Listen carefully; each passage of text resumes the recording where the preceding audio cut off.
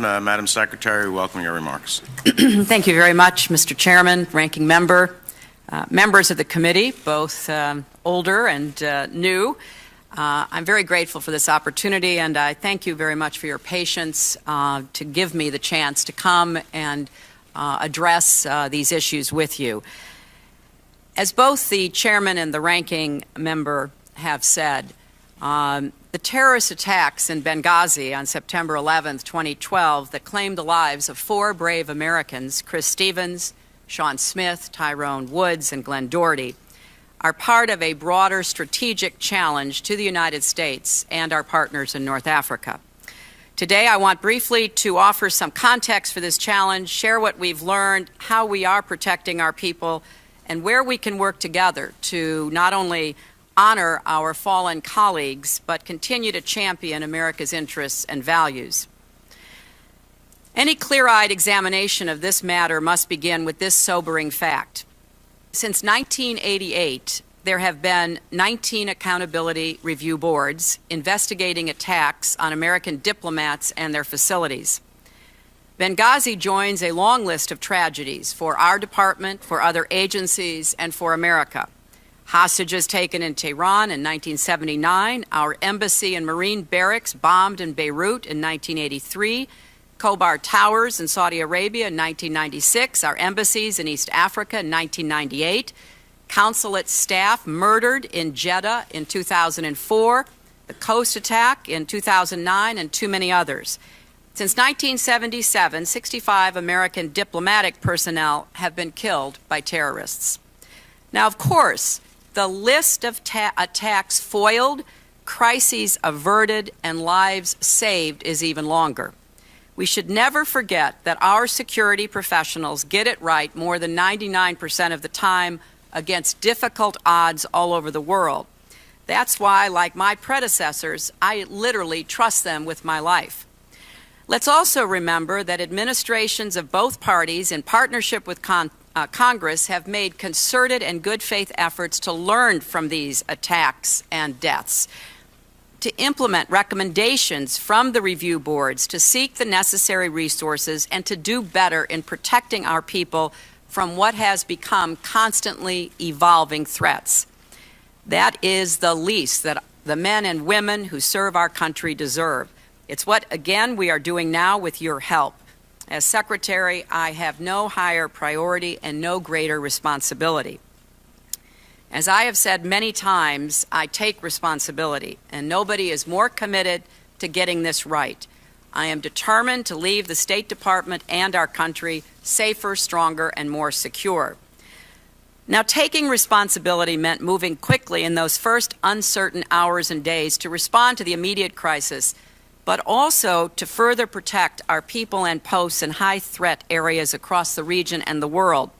It meant launching an independent investigation to determine exactly what happened in Benghazi and to recommend steps for improvement, and it meant intensifying our efforts to combat terrorism and figure out effective ways to support the emerging democracies in North Africa and beyond.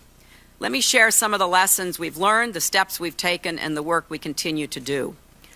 First, let's start on the night of September 11th itself and those difficult early days.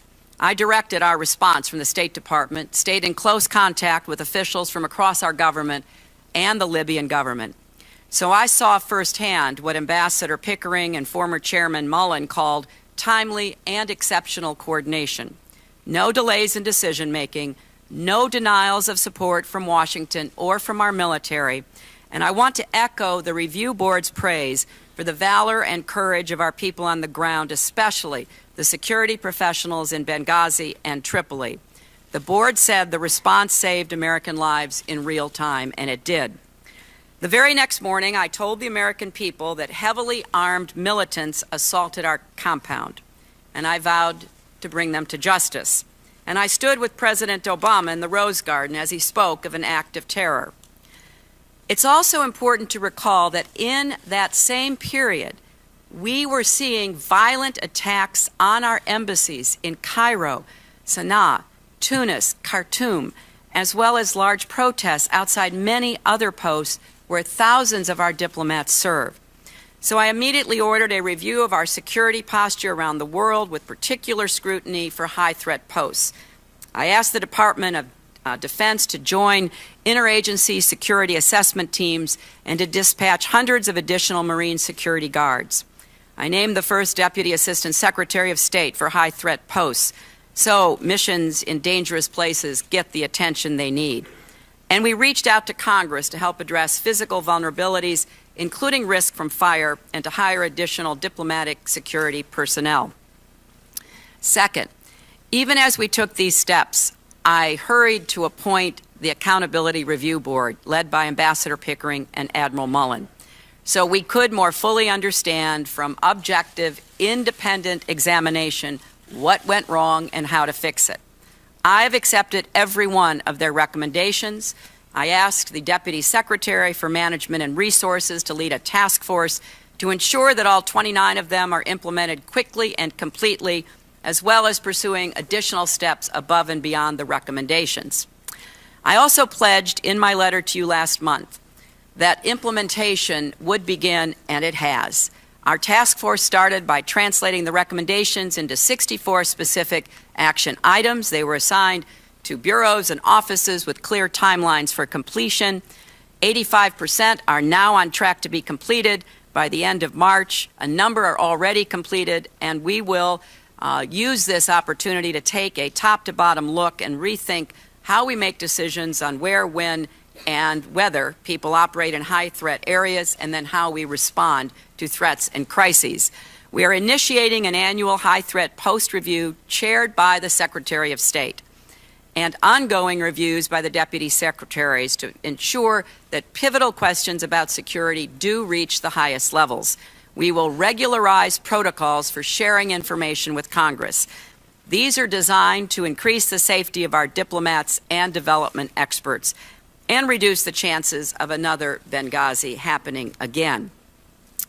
We've also been moving forward on a third front, addressing the broader strategic challenge in North Africa and the wider region, because after all, Benghazi did not happen in a vacuum. The Arab revolutions have scrambled power dynamics and shattered security forces across the region. Instability in Mali has created an expanding safe haven for terrorists who look to extend their influence and plot further attacks of the kind we saw just last week in Algeria.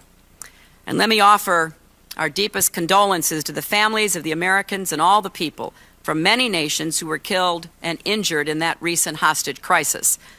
We are in close touch with the government of Algeria. We stand ready to provide assistance.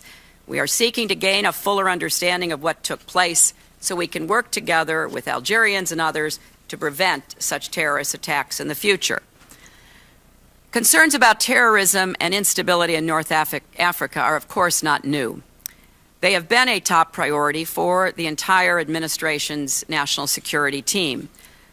But we have been facing a rapidly changing threat environment, and we have had to keep working at ways to increase pressure on al-Qaeda in the Islamic Maghreb and the other terrorist groups in the region. In the first hours and days, I conferred with leaders, the President of Libya, foreign ministers of Tunisia and Morocco, and then I had a series of meetings at the United Nations General Assembly where there was a special meeting focused on Mali and the Sahel. In October, I flew to Algeria to discuss the fight against AQIM. In November, I sent Deputy Secretary Bill Burns to follow up in Algiers, and then in December, in my stead, he co-chaired an organization we started to respond to some of these threats, the Global Counterterrorism Forum, which was meeting in Abu Dhabi, as well as a meeting in Tunis of leaders working to build new democracies and reform security services. We have focused on targeting al-Qaeda's syndicate of terror, closing safe havens, cutting off finances, countering extremist ideology, slowing the flow of new recruits. And we continue to hunt the terrorists responsible for the attacks in Benghazi and are determined to bring them to justice. We are using our diplomatic and economic tools to support these emerging democracies and to strengthen security forces and help provide a path away from extremism. But let me underscore the importance of the United States continuing to lead in the Middle East, in North Africa, and around the world. We've come a long way in the past 4 years, and we cannot afford to retreat now. When America is absent, especially from unstable environments, there are consequences. Extremism takes root, our interests suffer, our security at home is threatened. That's why I sent Chris Stevens to Benghazi in the first place. Nobody knew the dangers better than Chris. First during the revolution, then during the transition. A weak Libyan government, marauding militias, terrorist groups. A bomb exploded in the parking lot of his hotel, but he did not waver because he understood it was critical for America to be represented there at that time. Our men and women who serve overseas understand that we accept a level of risk to protect the country we love. And they represent the best traditions of a bold and generous nation. They cannot work in bunkers and do their jobs. So it is our responsibility to make sure they have the resources they need and to do everything we can to reduce the risks. For me, this is not just a matter of policy, it's personal. I stood next to President Obama as the Marines carried those flag-draped caskets off the plane at Andrews. I'd put my arms around the mothers and fathers, the sisters and brothers, the sons and daughters, and the wives left alone to raise their children. It has been one of the great honors of my life to lead the men and women of the State Department and USAID. Nearly 70,000 serving here in Washington, more than 270 posts around the world. They get up and go to work every day, often in difficult and dangerous circumstances, because they believe, as we believe, the United States is the most extraordinary force for peace and progress the world has ever known. And when we suffer tragedies overseas, as we have, the number of Americans applying to the Foreign Service actually increases. That tells us everything we need to know about what kind of patriots I'm talking about. They do ask what they can do for their country, and America is stronger for it.